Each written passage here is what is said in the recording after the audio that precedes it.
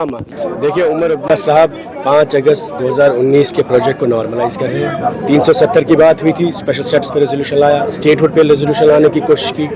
और आज जब मुसलमानों का सबसे बड़ा मसला है, इस वक्त जो सबसे बड़ा मसला है मस्जिदों का, दीन का, इस्लाम का, जियारतों का, कब्रों का, 50 मुसलमान MLA खड़े नहीं हो सकते, रेजोल्यूशन पास कर सकते हैं। उसमें आप किसको इल्ज़ाम दराशी देंगे? ये बीजेपी के एजेंडे को फोस्टर कर रहे हैं, नॉर्मलाइज कर रहे हैं। जब कर्नाटक में, तमिलनाडु में अगर रेजोल्यूशन पास हुआ वक्फ अमेंडमेंट बिल के, 24 करोड़ मुसलमान इस मुल्क में रहते हैं, जिनकी नजरें थी आज कि जम्मू कश्मीर का मुसलमान चीफ मिनिस्टर है, जम्मू कश्मीर मुसलमान गवर्नमेंट है, वहाँ 50 MLA मुसलमान है। What stops us from bringing a resolution against Waqf amendment? सारा तमाशा किया गया ताकि वक्फ अमेंडमेंट बिल के खिलाफ जो रेजोल्यूशन हम लाने जा रहे थे उसको पास ना किया जाए। बाकी कोई मसला नहीं, आप ये हमें इल्ज़ाम लगा सकते हैं, बट हमने जो गलतियाँ की है उसका मतलब थोड़ा है कि उससे इनको माफ़ी मिलेगी। मुझे बताइए आज हुकूमत में कौन है?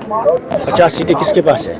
व्हाट स्टॉप्स उमर अब्दुल्ला साहब फ्रॉम आंसरिंग कि उन्होंने रेजोल्यूशन वक्फ अमेंडमेंट बिल के खिलाफ क्यों नहीं लाया? मुझे 100 सालों के बाद, 1000 सालों के बाद आज मुसलमानों से उनकी कब्रें, उनकी ज़ियारतें, उनकी मस्जिदों का कंट्रोल छीना जा रहा है। ये 370 से भी बड़ा मसला है, ये ईमान का मसला है, दीन का मसला है। इनको धर्म का नहीं पता है, इनको मज़हब की नहीं पता। दरगाह पे नमाज़ पढ़ने से, जुम्मे में फ़ोटो लेने से इस्लाम के हामी नहीं है ये लोग।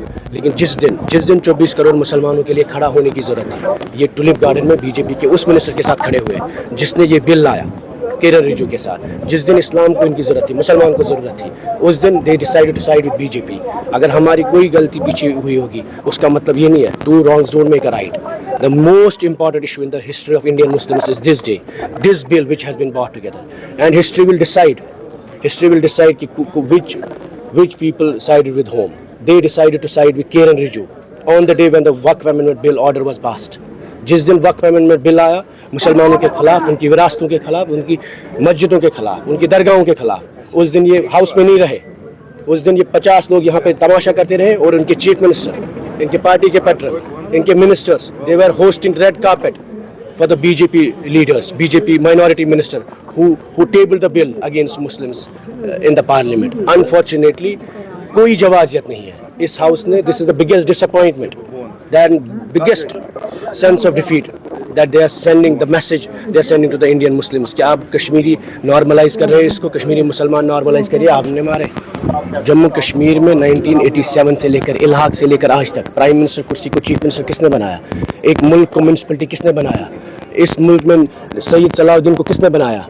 जो लोग MLA बनना चाहते थे 1987 में, उनको गन किसने थामा? यासीन मलिक को किसने, अफजल गुरु को फांसी किसने दी और मकबूल भट्ट को किसने फांसी दी? 1 लाख लोग किसने गन उठाया? किसने कत्ल किया? किसने टास्क फोर्स बनाया? किसने इखवान बनाया? किसने SOG बनाया?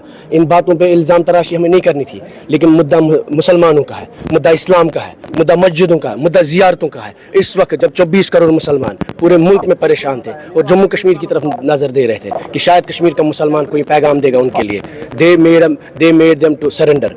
This house is normalizing everything that BJP wants to do.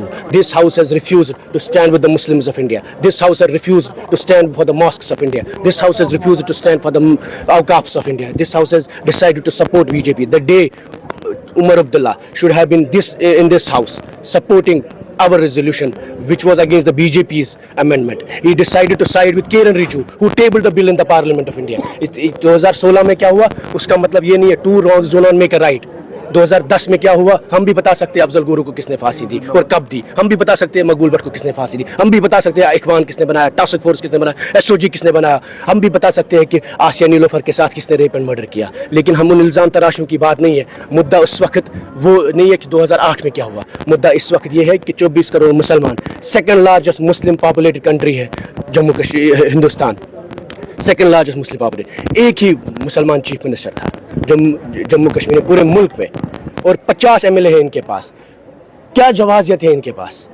2016 की जवाजियत है, 2010 की, 2002 की, 87 की। इनके पास क्या जवाजियत है that they refuse to pass a resolution against the BJP's Waqf amendment bill? कल जब आपकी मस्जिदों पर कब्जा होगा, कल जब आपकी ज़ियारतों पर कब्जा होगा, कल जब आपके कब्रिस्तानों पर कब्जा होगा, कल जब आपको अपने पुरखों पर ज़ियारतों पर नहीं जाने देंगे, उस वक्त ये हमें बोलेंगे कि हमारे पास रेजोल्यूशन लाने के लिए कानून नहीं था। किस कानून की बात कर? किस कानून के हिसाब से 5 अगस्त हुआ? किस कानून के हिसाब से 370 एबॉलिश किया गया? किस कानून के हिसाब से ये असेंबली चला रही है? बीजेपी के एजेंडे को यहाँ हंगामे करने से وہاں ریڈ کارپٹ دے رہے تھے یہ جس وقت ان کو مسلمانوں کے ساتھ کھڑا ہونا تھا.